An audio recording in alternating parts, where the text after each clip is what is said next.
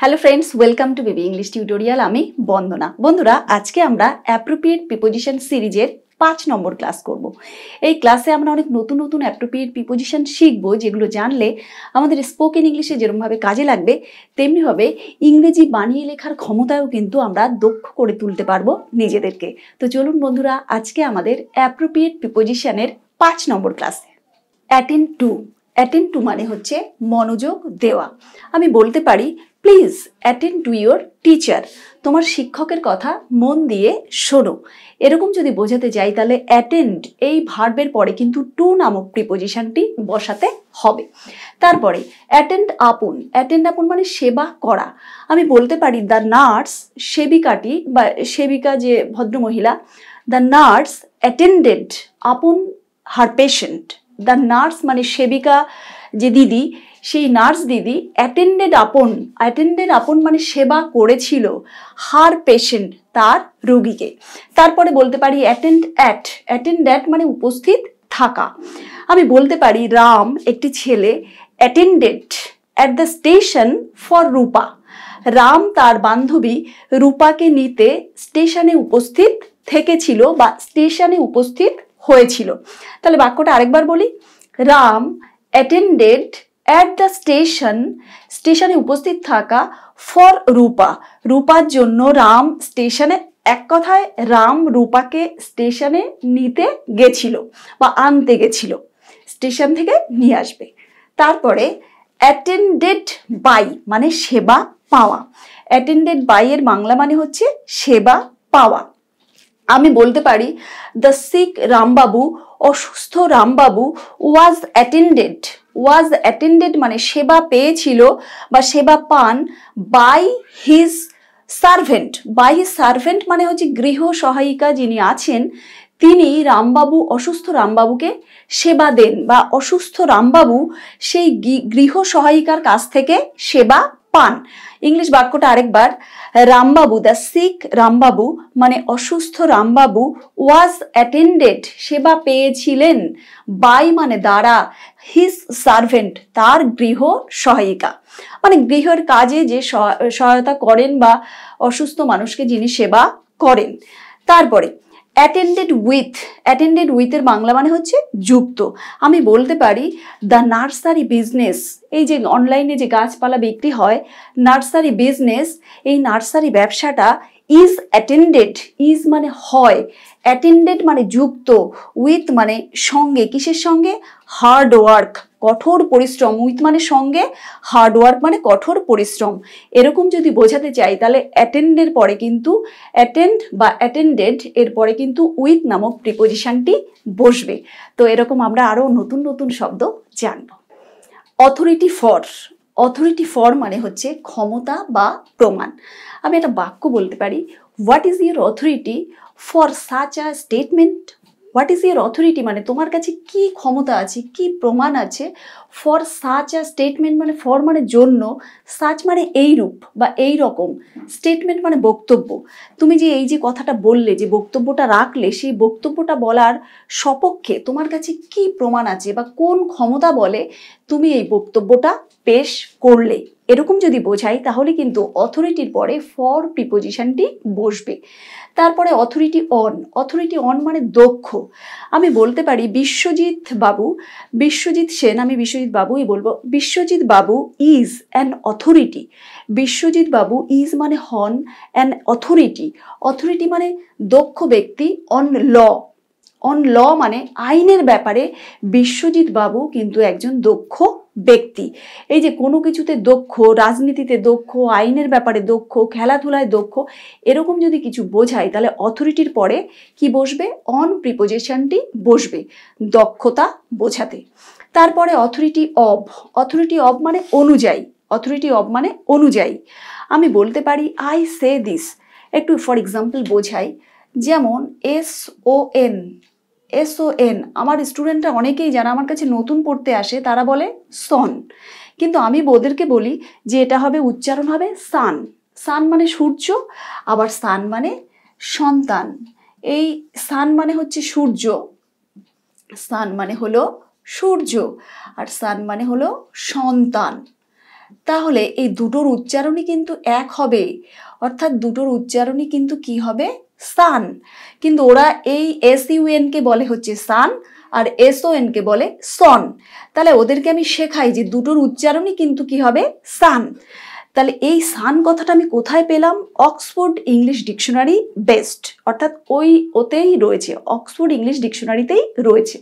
তাহলে আমি বলতে পারি আই সে দিস, আই মানে আমি, সে মানে সেড মানে বলেছি, আই মানে আমি, সেড মানে বলেছি, দিস মানে এটি, অর্থাৎ এই উচ্চারণটি, এই দুটোর উচ্চারণ হবে সেই ব্যাপারটি অন দ্য অথরিটি অব।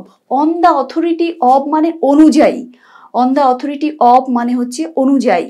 কি অনুযায়ী, অক্সফোর্ড ইংলিশ ডিকশনারি অনুযায়ী আমি বলেছি যে SON এই উচ্চারণটাও কিন্তু সান হবে, সন নয়। তারপরে অথরিটি ওভার অথবা উইথ, এটা মানে হচ্ছে বাংলা মানে আধিপত্য। আমি বলতে পারি মাই গ্র্যান্ড মাদার, আমার ঠাকুমার, হ্যাজ মানে আছে, অথরিটি মানে আধিপত্য, ওভার মি, ওভার মি মানে আমার উপরে আমার ঠাকুমার আধিপত্য আছে, অধিকার আছে। আমার ঠাকুমা যা বলবে আমি অনেকটাই সেটা মেনে চলবো, আমি সেটাকে স্বীকার করি, আমার ভালো লাগে, আমার ঠাকুমার আধিপত্যকে আমি মেনে মানতে ভালোবাসি। তাহলে ব্যাপার আছে, ওভার মানে কিন্তু আধিপত্য অনেকেই বুঝবে, কিন্তু অথরিটির পরে যখন উইথ বসবে তখনও কিন্তু তার বাংলা মানে হবে আধিপত্য।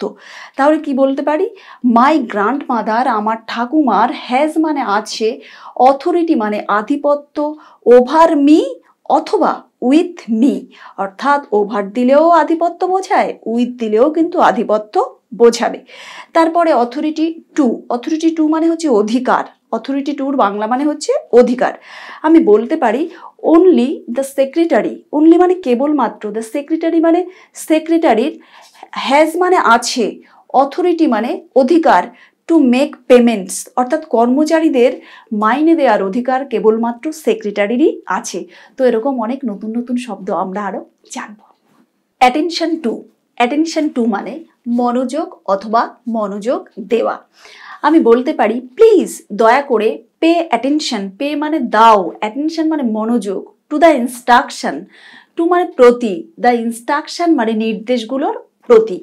ধরুন আমি স্টুডেন্টদের নিয়ে পার্কে গেছি, এবার পার্কে অনেক কিছু লেখা রয়েছে, বাইরের খাবার খাওয়া যাবে না, প্লাস্টিকের বোতল যত্রতত্র ফেলে রাখা, আসা, মানে এরকম যে ভালো ভালো ইনস্ট্রাকশনগুলো, প্লাস্টিকের বোতল ব্যবহার করে যথাস্থানে ডাস্টবিনে রাখবেন, খাবার দাবারের প্যাকেট উল্টোপাল্টা ছড়িয়ে রাখবেন না, এই যে যে ইনস্ট্রাকশনগুলো রয়েছে সেগুলো আমি পার্কে ঢোকার সঙ্গে সঙ্গে ছেলে মেয়েদের বললাম কি তোরা এগুলো পড়। তাহলে আমি ওদের বলতে পারি প্লিজ দয়া করে, পে অ্যাটেনশন, পে মানে দাও অথবা দে, অ্যাটেনশন মানে মনোযোগ, টু দ্য ইনস্ট্রাকশন, টু মানে প্রতি, দ্য ইনস্ট্রাকশন মানে এই নির্দেশগুলো যেগুলো পার্কে গেলে পালন করতে বলা হয়েছে, যারা যাবে আউটসাইডার তাদের পালনীয় কর্তব্যের ভিতরে এইগুলো রয়েছে। তাহলে অ্যাটেনশন টু, কি বললাম, অ্যাটেনশন টু। তারপরে অ্যাটাচমেন্ট ফর, অ্যাটাচমেন্ট ফর মানে অনুরাগ বা আসক্তি। আমি বলতে পারি I have an attachment, I মানে আমার, হ্যাভ মানে আছে, অ্যান অ্যাটাচমেন্ট মানে একটা অনুরাগ বা আসক্তি, for the students of this school, for মানে জন্য, দ্য স্টুডেন্টস মানে ছাত্রছাত্রীদের, অফ দিস স্কুল মানে এই স্কুলের ছাত্রছাত্রীদের জন্য আমার অনুরাগ রয়েছে, আসক্তি রয়েছে, একটু বেশি রকমের ভালোবাসা রয়েছে, এরকম যদি বোঝাতে চাই তাহলে অ্যাটাচমেন্টের পরে ফর নামক প্রিপোজিশনটি বসবে। তারপরে অ্যাসপিরেন্ট টু, অ্যাসপিরেন্ট টুর বাংলা হচ্ছে কোনো কিছুর জন্য ব্যাকুল ব্যক্তি, কোনো কিছুর মানে কি একদম পেতে চাইছে উদ্গ্রীব হয়ে, আমি এটা করবই, ডু অর ডাই, হয় করব নইলে মানে আমার অস্তিত্বই থাকবে না, এরমভাবে ভাবলে তখন অ্যাসপিরেন্ট এই শব্দটার পরে টু নামক প্রিপোজিশনটি বসবে। আমি বলতে পারি মাই ফ্রেন্ড, আমার বান্ধবী, ইজ মানে হয়, অ্যাসপিরেন্ট মানে উদ্গ্রীব, to the post of the principal, প্রিন্সিপালের পদ পাওয়ার জন্য, প্রিন্সিপালের চেয়ারটি পাওয়ার জন্য মাই ফ্রেন্ড আমার বান্ধবী is aspirant to, is aspirant to মানে উদ্গ্রীব হয়ে আছে, তাহলে অ্যাসপিরেন্টের পরে টু নামক প্রিপোজিশনটি বসছে। তারপরে অ্যাভেল অফ, অ্যাভেল অফ মানে সুযোগ গ্রহণ করা। আমি বলতে পারি I অ্যাভেলড my self of the opportunity, I মানে আমি, অ্যাভেলড মানে গ্রহণ করেছিলাম, মাইসেলফ মানে নিজের জন্য, অফ দ্য অপরচুনিটি মানে সুযোগ, অপরচুনিটির বাংলা মানে হচ্ছে সুযোগ, অর্থাৎ I অ্যাভেলড myself of the opportunity, ওই সুযোগটি আমি গ্রহণ করেছিলাম। তারপরে অ্যাভেলেবল টু মানে সহজ প্রাপ্য। আমি বলতে পারি নাওয়াডেজ, আজকালকার দিনে এই যে ইনফরমেশন বা তথ্যের যুগ, ইনফরমেশন এজ বলে হয়, তাহলে এই তথ্যের যুগে আমরা মানে অনেক lot of information is available to us.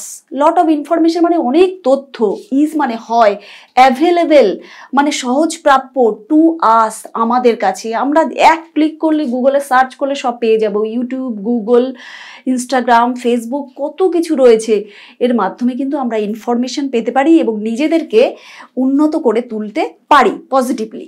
তো বন্ধুরা, অ্যাপ্রোপ্রিয়েট প্রিপোজিশনের ক্লাসটা আপনাদের কেমন লাগলো কমেন্ট সেকশনে কমেন্ট করে জানাবেন। ভালো লাগলে লাইক করবেন, সাবস্ক্রাইব করে পাশে থাকবেন, বেল আইকনটি অবশ্যই অন রাখবেন। সবাই ভালো থাকবেন। Thanks to all.